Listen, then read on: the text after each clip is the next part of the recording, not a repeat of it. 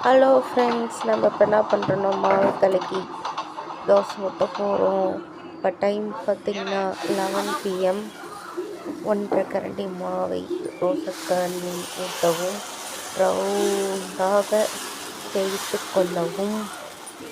பெரிய ரவுண்டாக இல்லாமல் சின்ன ரவுண்டாகவும் மீடியம் ரவுண்டாக தேய்ச்சிட்டு நம்ம பாருங்க தேய்ச்சி முடிச்சாச்சு. யாருக்காக தோசை சுட்டுருக்கோன்னா மை ஹஸ்பண்ட்.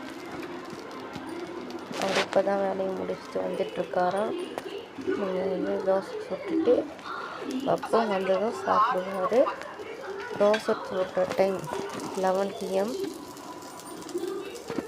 சூடாக சுட்டு தரலான்னு தான் பார்த்தோம், ஆனால் அவர் வர லேட் ஆகிவிட்டது. என்ன பண்ணுறது, சரி சுட்டு வச்சுட்டு பார்க்கலாம் அப்படின்னா சுட்டு வச்சு ஒரு 1/4 மணி நேரம் கழிச்சு தான் வந்தார்.